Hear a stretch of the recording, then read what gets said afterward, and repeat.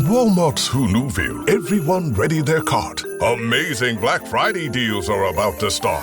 Online and in the app, such great deals to explore. Everything you love from tech, toys, and more. The days to save and the ones to remember. It's only the 25th to the 30th of November. Set your alarms. Don't miss out. These deals are epic, without a doubt. The Who's are all ready, but are you?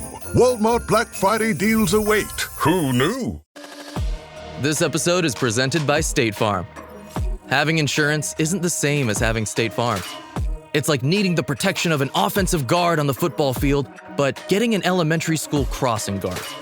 Sure, they're both guards, but you can only trust one to keep your quarterback safe when the game is on the line.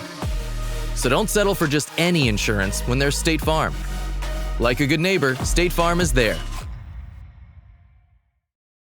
'Tis the season for all your holiday favorites, like A Very Jonas Christmas Movie and Home Alone on Disney+. Should I burn down the joint? I don't think so. Then Hulu has National Lampoon's Christmas Vacation.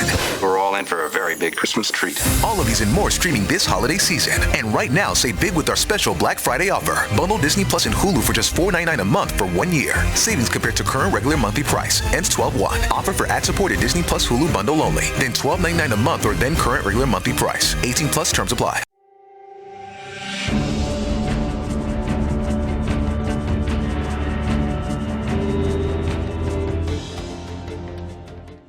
Hello and welcome to the second wrap of the week. For those of you who heard our Wales review, you know that we are going to be focusing on the URC being back this season. And we didn't lose anyone over the massive overnight / 15-minute break that we took during this. So Hattie, Dan, and Nick are still here with me. Lady and gents, are we excited for the URC to be back? Oh, well, it's a tough one, isn't it? With Wales playing on the same weekend and all of our URC, in theory, the best players in the URC are going to be representing Wales on the weekend, albeit there's different levels of sort of attrition or losses for the regional teams. And a lot of it's down to like position specific stuff. Like I noticed Cardiff's had another hooker called up and so on and so forth. Dragons are not massively affected. But then again, you look at it, Brodie Coughlin's been, is likely to be named on the bench. We haven't had an update for Elliot D as yet, although I know he's potentially been training with a squad, but that could, again, set us back down to what would be our third choice hooker. So it's not ideal, is it? Yeah, I think the other thing is we were just talking off air before we started is that, for some of these lads, it's a long time. I know Scarlets sensibly had a game last week, at least they had a blowout. But for most of us, it's going to be 4 weeks, is it, since they've had a run out. That's a double-edged sword. I suppose on the positive side, we might have some players who wouldn't have made it back if we'd have had other games, who might be knocking on the door and might be available. So we just need to see a little bit more from training this week to see who's available for our respective teams. Yeah, I think as Nick mentioned, Scarlett's played a game last week. We had huge changes compared to the squad that we've kind of seen. In the second half saw completely new faces, so I think that probably explains the blowout a little bit. But yeah, I think I'm glad that we had that game. I think it blew some of the cobwebs off. I definitely saw that there were some improvements, especially going up against Quins. Obviously, it was sort of the Prem Cup Quins side rather than, like their sort of Prem side. But it was good to get the cobwebs off, especially going into, we have got a really, really tough run of games. So yeah, I'm glad we got the cobwebs off a little bit, but the only way I can describe it is I was listening to Wall Street Journal the other week, and they called the URC the Irk, and that's how I feel about the URC at the minute, is that it does feel irk or ew. Oh, so not irk as in an annoying little child.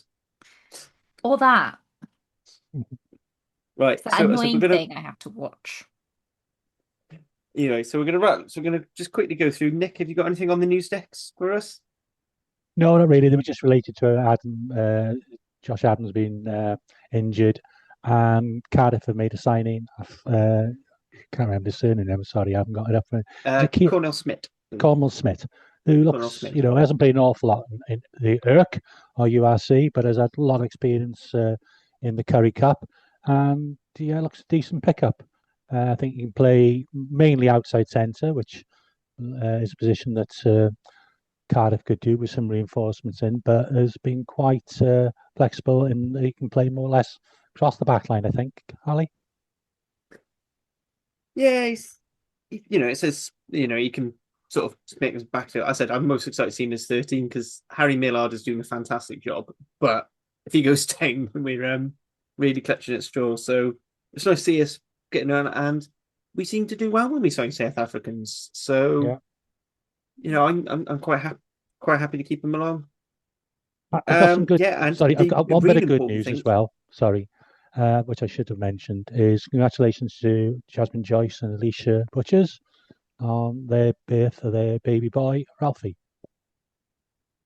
Yeah, they seem to have done. And he is gorgeous. Do you know what? If you couldn't already tell that they used Jazz's egg, if you didn't know that already, you definitely know when you see the baby, because that is the spitting image of Jazz Joyce. But yeah, they seem to have done a little meet and greet with the Wales women's team over the weekend, and sort of cuddles with Kira Bevan and all sorts. They looked very cute.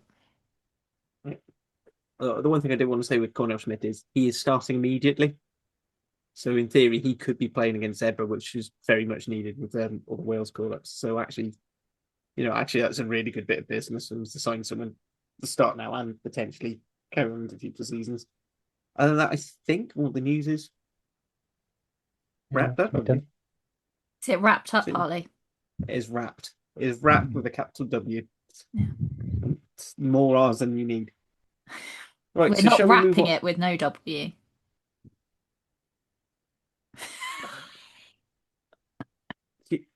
Lee, if you're listening, can we just edit this out? Because, God, it's painful. Right, moving on to start the games of the URC. So first up, we've got the Dragons hosting Leinster Friday night at 7:45. Dan, do you want to kick us off with this one? Yeah, sure. Well, the Leinster circus is rolling into town. I would have thought that with the recent international window that I obviously Ireland don't play this weekend, but I can't see many of those boys being back. They're certainly likely to be rested, especially with the level of IRFU control. So it's likely to be a Leinster B/C team, I would have thought, coming over to Rodney Parade.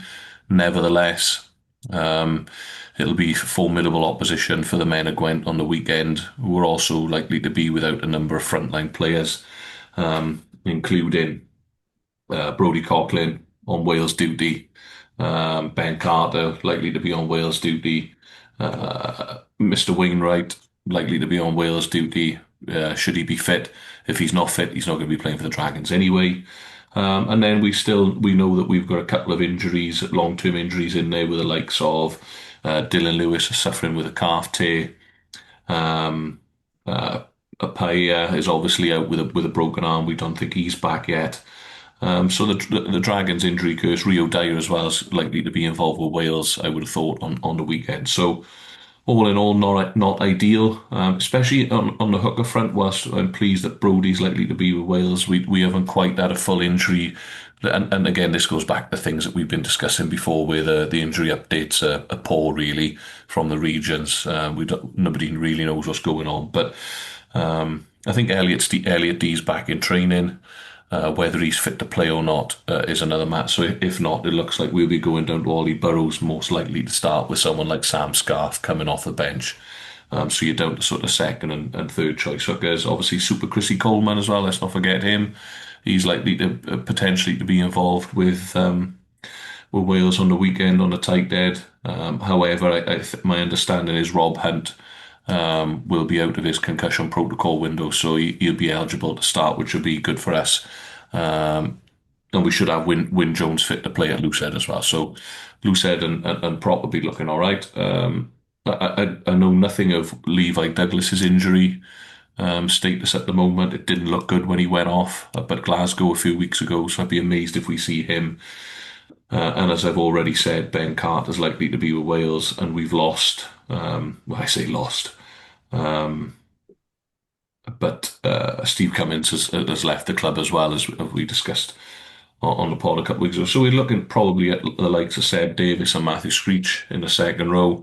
Harry Beddle still in training. I actually saw the boys train on Thursday down at Ystrad. It was the first time I'd seen Harry Beddle up close and personal. And whilst he may be somewhat vertically challenged, the boys all there. Like a very thick-set individual. Like there's no looks like a look very much like Neil Back to me. You know, was he 5'9" with long studs on, but thick set, athletic looking. So and the performances that he put in against Cardiff and the Ospreys were quite good. Shane Lewis will be in amongst the squad. One start I would like to see this week, and I know a lot of people have been calling for it, is Niall Armstrong. I thought he's done well off the bench and picked our tempo up when he's come on the field, so we'd like to see him start. My understanding is Tina's to be as fit, so we're likely to go with a similar midfield trio of Tinas, maybe Harry Ackerman if he's fit, and someone like a Nyron Owen. Finney Anisi did play for Tonga on the weekend at 13 and did okay, so maybe that's an option for us. And I'd like to see Hugh Anderson start at fullback. So, we're not, the injury problems are one thing, but add in the Wales call-ups in as well. We are a little bit thin on the ground, but Leinster will be as well. So it's going to be potentially the tale of 2 second string teams ultimately. And I would suggest Leinster go into EZ. If we can pick up a bonus point at the parade on Friday night, that'll be a good result for us. Yeah. Anyone want to come in on that, or should we move on to the next game? No, I'm fine. Thank you. All right, so moving on to the next game coming up is Cardiff, in a very rare occurrence where we're not playing at 7:45 in the evening. We are away to Zebra at 1 o'clock, and we'll be playing at 1 o'clock or 2 o'clock Italian time. Is it 3 o'clock Italian time? I can't remember. Is it +1 or +2 hours? 2 hours. I'm sure I'm wrong, and somebody in the Kickoff is comments 1 will o'clock tell here. me. But yeah, as I said, I don't know. I was looking towards Nick as I think they're an hour. Jet setter. I think they're an hour ahead. All right, so it'll be 2 o'clock their time, 1 o'clock here. All games available on Premier Sports. The S4C game will be the Scots game, if you can, for those who like to know what channels things are on. So yeah, Cardiff again played a little bit by Wales call-ups. Some key people in positions, with Belcher out injured on Wales duty and Evan Lloyd going. We've really only got Dav Hughes as a senior hooker, so you're looking at dipping into the Rags / Academy to cover that. Again, Kieran Azaraf's playing well. Prop wise, we're probably a little bit light on the ground, but we do have 2 Wales internationals. So we have a Wales international and a Scotland international who we could call on in Wainwright, Sam Wainwright and Sebastian. Loose side, we've still got Corey Domachowski and Rhys Barrett, who, again, Rhys Barrett's been playing very well whenever he's turned up, so I'm not too worried about that. Teddy's still going to be away off after talking to his lot partner, Josh McNally, on Cardiff Central last week. Lee's going to put a little box on here if anyone wants to listen to that. Back row, we're all stacked. Good news, otherwise, in injury front, Mason Grady's back in full training. So that's going to be promising for us, because that sort of adds to the depth in the back 3 / centres, with Connor Schmidt as well coming in. So looking not as strong as I'd have liked us to be, but still not. I feel like it'll still be a team that we can have no excuses. Yes, Zebra are better, but if Cardiff want to be a serious team this year and carry on that run we had at the start, we've really got to be beating Zebra, whether it is home or away. No offense to Zebra. It's just, if Cardiff want to be serious and not just another also ran team, we need to be ruthless even when we haven't got our full team out. What's the news on Ed Byrne? Because he's almost been 12 months. He should be near enough. So apparently he is near enough ready to go. I don't know if he's going to be there. I don't know if he's going to be ready. I think he'll certainly be involved in the travelling party. Whether he's on the bench or just a travelling reserve, I don't know that much detail. Again, Welsh side's not particularly, with Cardiff, we tend to sort of pick out who's on the way back from injury by looking at their training videos and see who's sort of running in what bib and get a sort of better idea of that. But again, Josh Manella said Ed Burns sounds like he's near enough ready to go back. And he's very He'd be like a new signing, wouldn't he? He'd be like a new signing. Exactly. So, and I said that's an awful lot of experience. This is the sort of game that we've signed him for, really. So, as I said, I think it should be. I think it's going to be a competitive game. Zebra didn't lose too many players to Italy, so I don't think they'll have too many rested. Yeah, I think it's a shame for Cardiff, to be honest, because they've done. They've had such a good start to the season. To then, go out with what is it? It will be a weakened team. There's no doubt about that. To go out to a game that they could win, if they were fully loaded. So, thanks to the WRU for that one. Yeah, absolutely. And to be honest as well, it's also, again, going back to the whole issue with the rugby calendar, which we keep going on for ages. It's just killed momentum now. And Cardiff are, we are notoriously bad starters. And having a 4-week gap just kills the momentum. We've got to then try and get it back for these next few games. I don't think that's an insurmountable challenge, though. So that's Cardiff. So we're going to move on then to the next game, which I believe, speaking of our roving reporter, Nick, you're going to be going this. So Edinburgh hosting Ospreys on Saturday at 5:30 at the Hive. Yeah, I think so. That's So go up to Edinburgh. I was sort of hoped that this might be. I think it is a big game for the Ospreys because there's certainly a game they need to get something out of and hopefully a win. I was sort of fairly confident when I didn't expect these sort of last minute calls into the Welsh squad, which will definitely weaken our pack. Even the Ospreys are starting to run out of second rows and back row players, which I know you're going to find hard to believe, but honestly, that is true. It'll be very interesting as when we come to the Scarlets to see who's had game time for Scotland is going to be released to play this weekend for both, in our case, Edinburgh, and when we come to Scarlets, Glasgow. So I think that's going to be an issue. Who's going to get some game time? If they are a mixed team, we're still with a chance. If they come out with a strong team and their home record is very good, I don't think we've got much chance.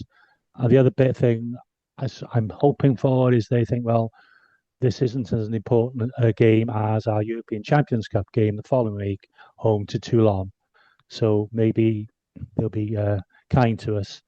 So, I'm hoping that we hopefully see Ryan Smith, who was brought in as a sort of a replacement, and I assume on a big salary. We haven't seen him this season. I believe that Keenan Williams will be back, and that'll give us a little bit of shape in the centre. Maybe Sam Parry as well, back a hooker. I think he's made good progress with his leg injury. But it'll be a bit of a mixed team we put out. There could be players playing out of position. And if we get something out of the game now, I'll be delighted, and a win would be absolutely superb. But I think I'd settle for points as things stand this evening.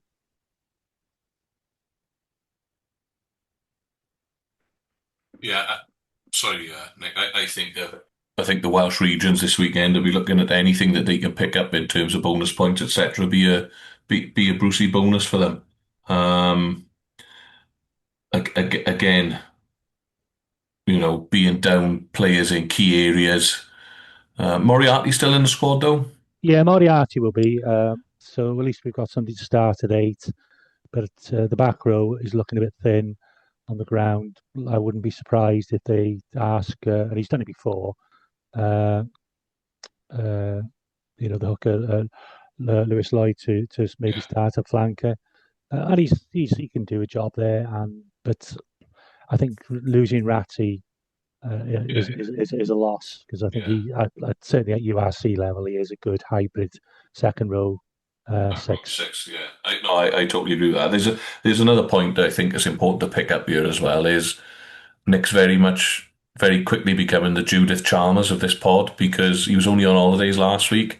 Now he's on holidays again. There's going to be a hole in that. Yeah, I was going to say your passport, but you won't need it for Scotland. But you get where I'm coming from. Hey, it might be our last season, so it might be the last chance I Might get be to the go to last that. chance. Ah, good I on was you. going to say it's not a holiday; it's a business trip because It's a he's doing it for the business. pod. Do it for the pod, Wink. yeah. Yeah. Who do you think, Nick? Obviously, you're not going to have Morgan, you're not going to have Lake. Who do you think will Well, be sort of your leadership or captain options? say that again. Luke Davis will start at 9. Harry Williams will be on the bench. What was the second bit? Who do you think will be captain? Yeah, I said without Lake and Morgan, who do you think is going to be your sort of leadership? It's a good question. Don't know. Maybe. Well, I think Ryan Smith's done it, but it's a big ask in his first game. Yeah. Maybe Moriarty. Maybe Yeah. Keith. Maybe Keith. Oh, Keith, yeah. Yeah. I was thinking of players you've had captain before. I think Jack Walsh has done it, You're right. Jack and Walsh I has. think Sam Parry has as well if he's Yeah. going to be a starting hooker. Yeah, it'll be one of those. Actually, Jack Walsh. When I went to the Exeter friendly game, I think Jack Walsh was, and he has done like last 10 minutes as well in some games. So it'll probably be one of those two. Yeah. I mean, I disagree with backs as captains anyway, but that's my own I personal. think gripe. Harley just disagrees with backs existing sometimes. No, I like backs. They have their uses, They've got but pretty I just hair. don't think backs make good captains. Which is the thing you agree with, Hattie, and I know you do because we said as much multiple times on our private chats. It should be a back. It should be a back rower, or maybe a lock. Yeah. Ideally, Yeah, I can live with I can live with it I can live with it as long with a tight side forward. Yeah, absolutely. Some of the best captains have been locks, haven't they? You know. So where are the Scarlets going this weekend? We are. Sorry, Harley. Do you want to do No, the go intro? for it. Just make me redundant. It's great. Oh, we're at home. We do have the stunning Cardiff slot of 7:45 against Glasgow. Now, my initial thoughts were panic stations. Holy shit, we're playing Glasgow. This is scaring me. However, I went back and I looked at our team sheet from our lovely little Harlequins friendly the other day, which, if you look at the scoreline after the game, it doesn't look great. If you actually watch the game, you'll know that the first half was very different from the second half. And actually, like, apart from the fact that we're basically missing most of our back line and our back three has been decimated by the WRU, we're actually like our forward pack has not really been touched, and we've got Lousey's back from injury. We've obviously picked up Fletcher Anderson. Josh McLeod's back from injury as well, so that's not horrendous. That's pretty good, to be honest. And then Eddie James is back from injury, so partner up with Johnny Williams, which is not my ideal choice, but it will. Johnny Williams exists, and he plays rugby at the Scarlets for now. Yeah, I think the problem really is our back three, which is unfortunate because it's the Scarlets and that's what we rely on. Honestly, I feel like the Scarlets are the least impacted by this game, by the Wales game at the weekend. We've lost the least amount of players. We've gained players back from injury. So it's not a massive change. We're just really missing, like, we're going to be missing me. We're going to be missing Murray and Rogers, like our big back three players. But it doesn't make a massive difference to the rest of our squad.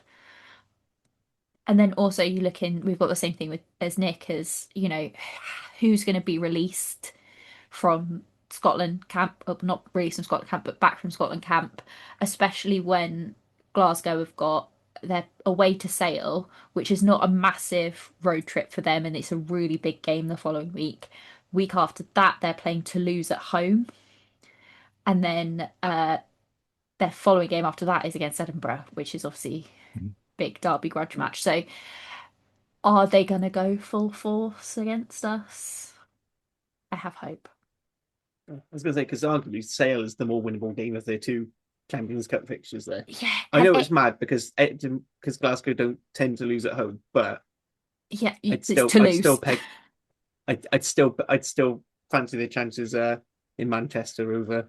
Yeah, and I like sometimes when you have an away game, but the away game isn't actually that far, you want to do really well because you know that you're going to have masses of traveling fans. Let's see. Anyone want to add anything on for the Scarlets game? No, I just think for the Scarlets, it's probably looking at their fixture list coming up. We have to win this one. I think you do. I think it could go really sour if you don't.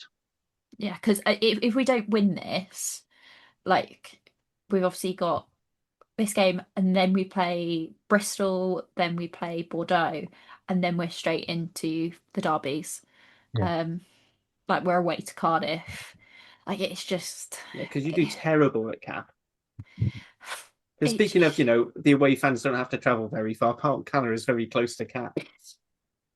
It's such a tough. I think Nick's hit the nail on the head. It's such a tough run. Tough run. It is, really is. You got the Ospreys at home to finish the year Boxing Day, Cardiff away on the 19th, Bordeaux away, and Bristol at home. Wow, have a little bit of that. It's possibly like the worst run of fixtures you could possibly have for a struggling team. I know. Unless you the only thing it could be worse is South Africa tour, and you've already done that, so you're fine. So at least you've got rid of that. And just throw Toulouse in or something with like a returning Dupont. That would really put the nail in the coffin, wouldn't it? After they've lost a game against like Bordeaux or something, just to really, or like Saracens, one or Leinster, something that would really piss them off. Yeah. Actually, so that's our quick previews. So we're going to go into our now definitely pod famous prediction league. So quick reminder of the standings. This is where Nick, tries to, smile so much that it reaches past his hair. So no surprise here. Nick is in the lead with 47 points. Then it's me, Dan, then Hattie on 39, 38, 37 each. So because your team is playing first, I'm going to give you first crack at the predictions. Starting with Dragons Leinster, then it'll be Zebra Cardiff, Edinburgh Ospreys, and then Scarlets Glasgow. Okay, we're going to go Leinster by 9. I think we're just going to miss out. The boys will have a go, but yeah, they're going to be too good for us, I would have thought.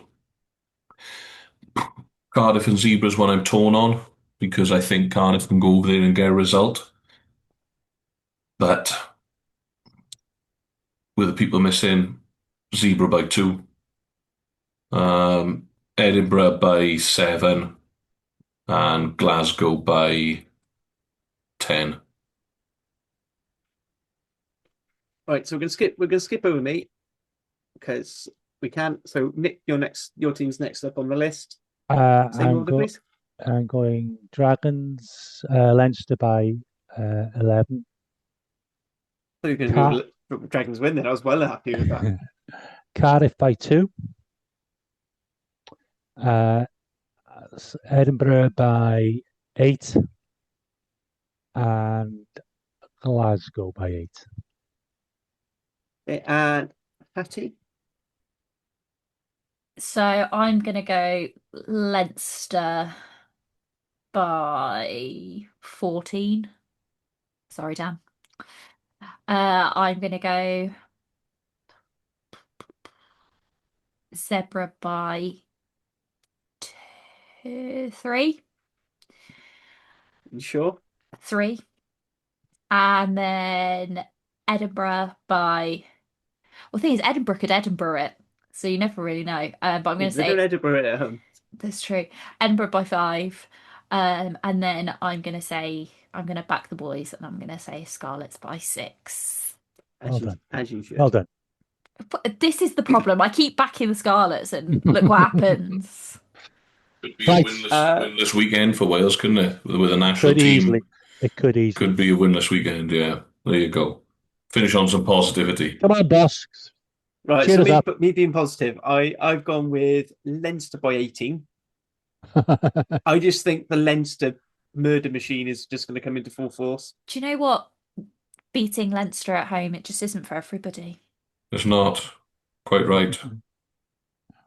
No, some people can do it with the last minute Jared Evans penalty, but we don't like to talk about that. Then I've gone for Cardiff by 3, Edinburgh by 12, because I just don't see them Leinster. I don't see them Edinburghing it, and I think with with how depleted the Ospreys are, I feel like they're gonna just try and wait till the Challenge Cup and regroup there. Mm.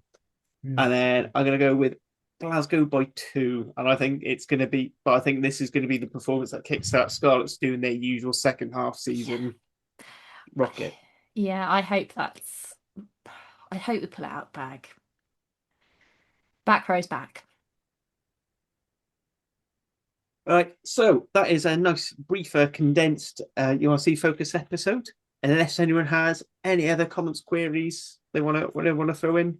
Can I just give a shout out for the Ospreys Erie this week? Was we have hoping to get somebody on from Club Rugby Cwmtorch, the new back row factory in the Swansea Valley, home of Jack Morgan and now Morgan Morse. So we're hoping to do an interview with somebody from Cwmtorch RFC on this week's Erie. So I said, there's the plug for theory. I've already mentioned last week.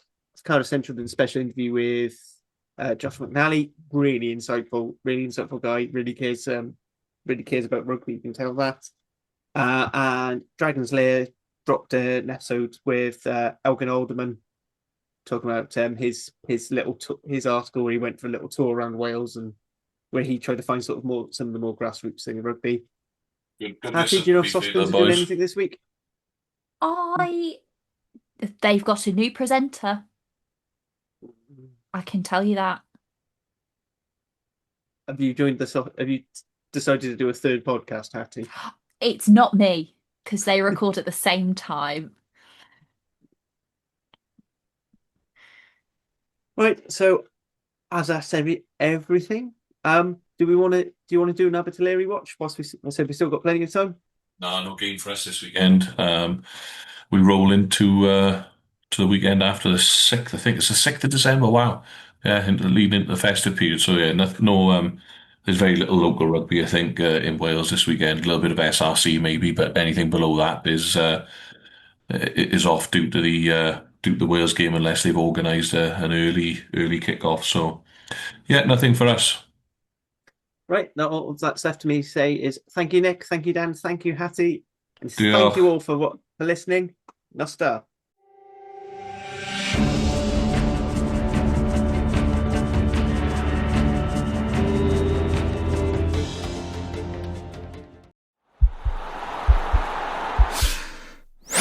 This podcast is part of the Sports Social Podcast Network.